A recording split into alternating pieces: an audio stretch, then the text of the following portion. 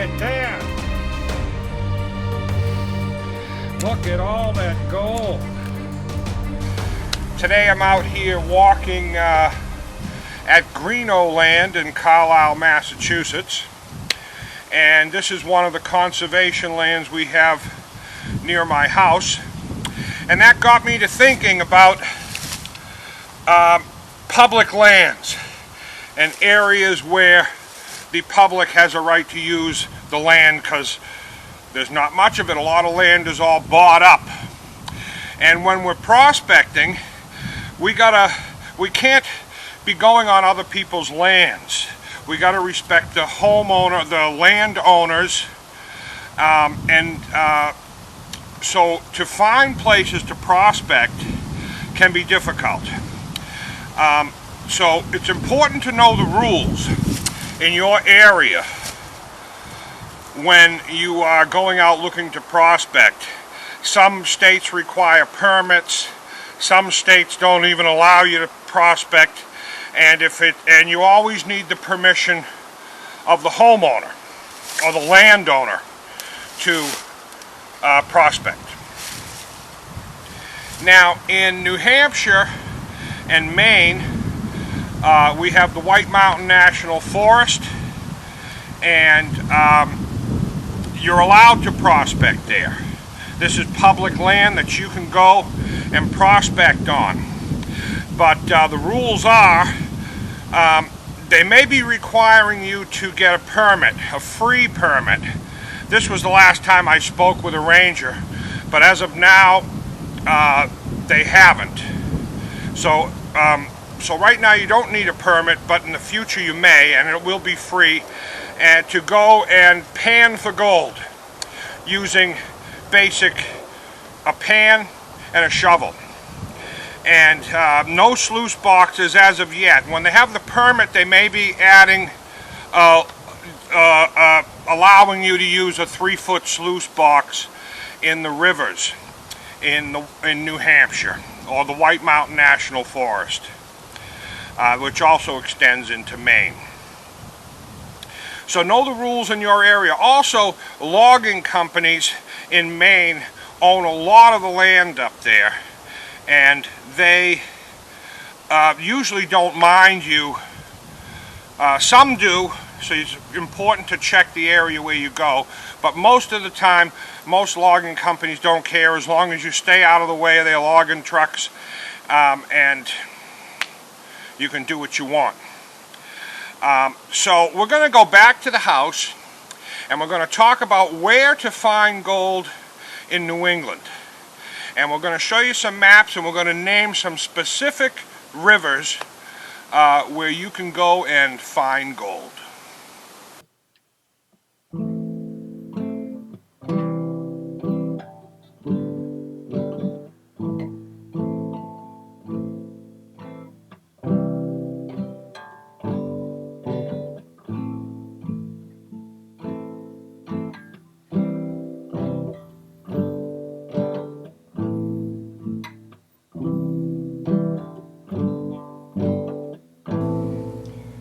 Well, I'm back in the house, and I made a nice fire, and I've got a coffee here, and my coffee I sweeten with honey. I'm a beekeeper. That's one of the hats that we wear. And if you once you put honey in your coffee, you never go back to regular sugar. It's just a much better and healthier thing. You can use it in tea and a lot of different things, and I use it because I'm a beekeeper and I have plenty of it. If you'd like some, you can go to thehipbee.com and try our honey. The flowers in my area make for a very unique honey. All honey is different depending on where you are. Alright, I want to talk about where to find gold in New England, so we're going to get right to it. But first I want to discuss the geology of New England, and I'm going to show you some maps and pictures.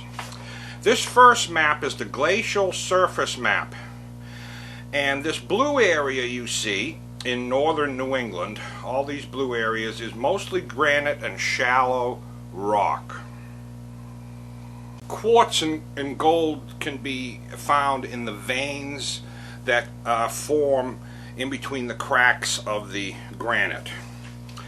This next picture, this next map, shows the area of the Bronson Hill sequence, which is when the tectonic plates of the Earth from the west, from the Vermont side, came in 450 million years ago. They dove down underneath the plates from the east. And as they go down, they heat up. All the rock and melts, and as it cools, it all mineralizes and comes to the surface and creates all the mountain range in the White Mountain National Forest. And as it cools, the quartz veins form in the granite, and that's where we can find gold. The weather washes those granite veins that hold the gold out and into the rivers and streams of this area that you see here in the purple. So you can see it's in the northern areas and the southwestern area of Maine, northern areas, and it also runs down the Connecticut River Valley all the way down through Connecticut. But I haven't been down in Connecticut or western Massachusetts to pan for gold, but we will, and we'll take you along with us. The first place I want to start is in Maine. And this next picture, this map I'm showing you here, is in Byron, Maine. And Byron, Maine is probably the most popular place to go panning for gold. There is a prospecting shop right there in Byron. There is the Coos Canyon Gift and Prospecting Shop. Right across the street is the Coos Canyon Campground. You can stay at the campground, and you got prospecting equipment there, and you can prospect right in the Swift River right there. And that's probably why it's so popular, because people have been going up there, and that can be a good thing, and that can be a bad thing, because if everybody's prospecting there, I've seen people up there with dredges go and dredge a hole, and then the next week another person with a dredge come in and dredge the same hole. So some areas may be picked clean. It gets replenished in the spring and when there are major floods. So it's always being replenished at some point. But the locals I talk to up in the area say it isn't as good in that area as it was in the past. That's just an opinion. But there's gold in this area of Byron and to the north of it. And I'm going to point out some specific places on this map. Now, of course, we have the town of Byron, the Coos Canyon gift shop there that sells prospecting equipment. And in that area, also along Route 17 to the north, there are plenty of places to pull over and park. And there is right there in Coos Canyon in Byron, there is a road that leaves, goes over the Swift River, and goes all the way down to Route 142, as you'll see it here on the map. And on the Byron end, it comes up close to the east branch of the Swift River. And this is another popular place. There's a lot of bedrock. You can pull over there, and it's easy accessible to park. Also, Tumbledown Brook, further down the road. There's a spot I'm going to circle right here, and another spot over here that you can park and prospect in Tumbledown Brook. I found gold in the Swift River and the east branch of the Swift River, so both of them places I know there is gold there, and that's one of the more popular places. Another place that is not so popular up in the same area, and this is in Madrid, Maine. On Route 4, if you look it up, here's a map of it.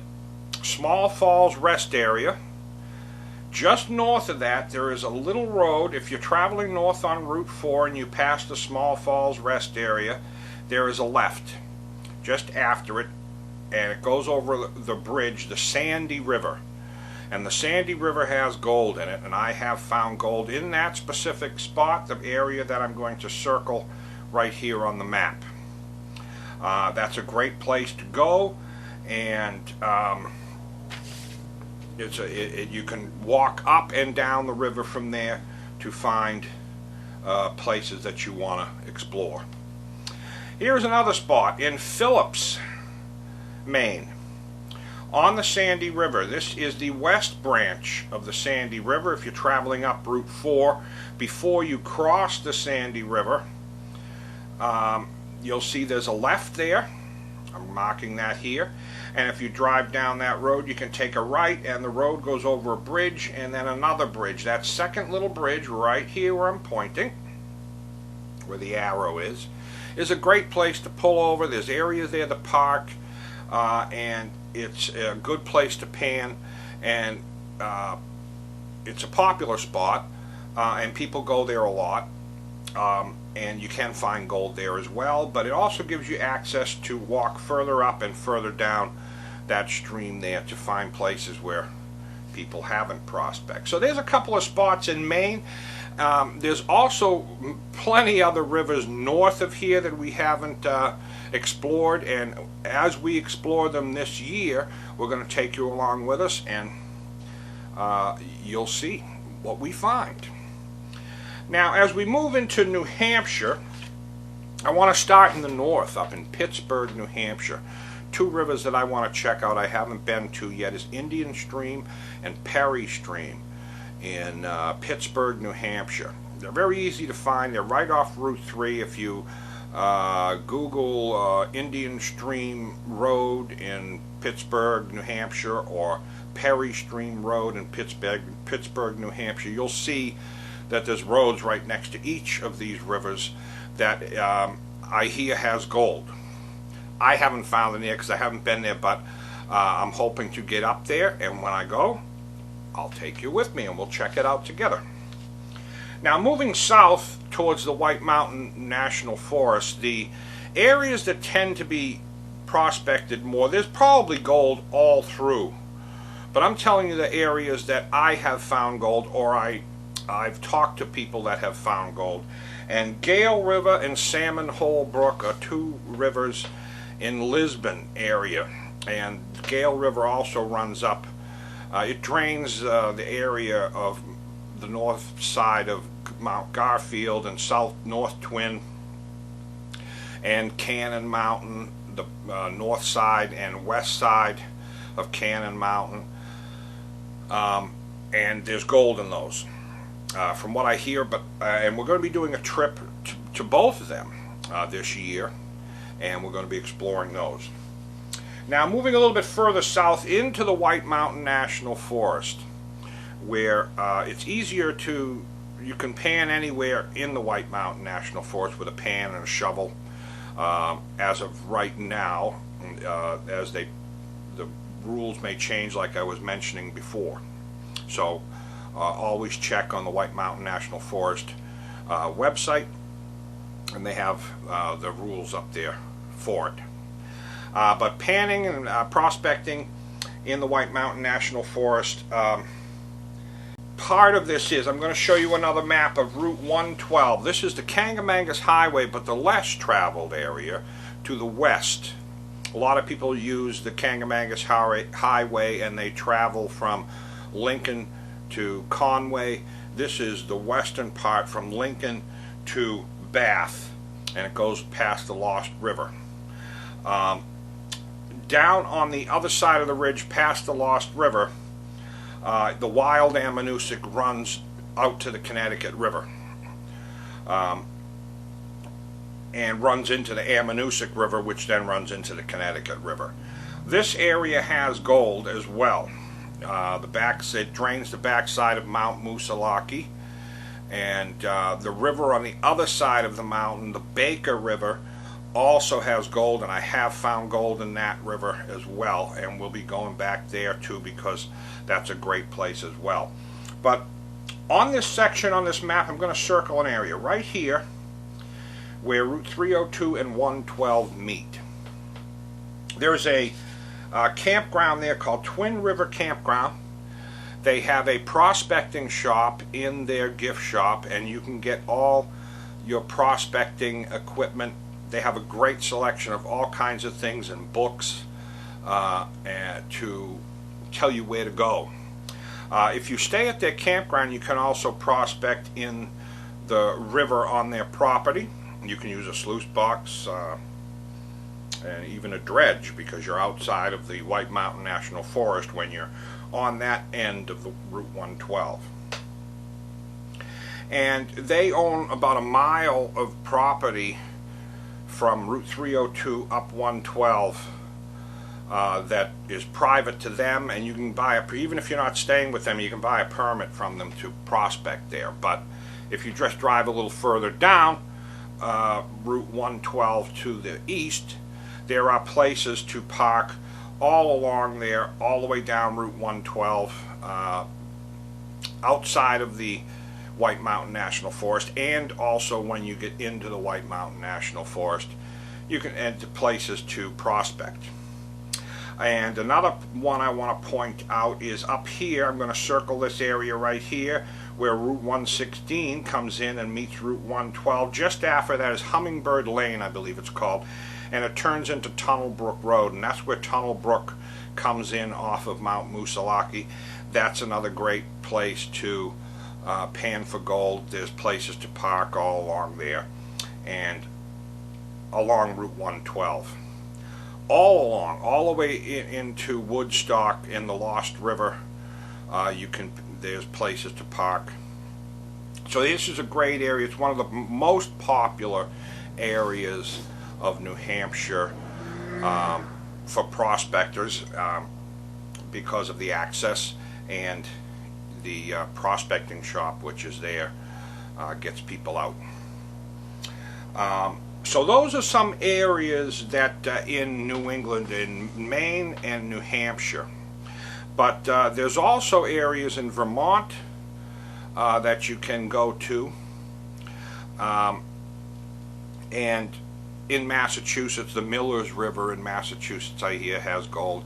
And when we go out to those areas, we're going to take you along with us, and we'll find out together what they got.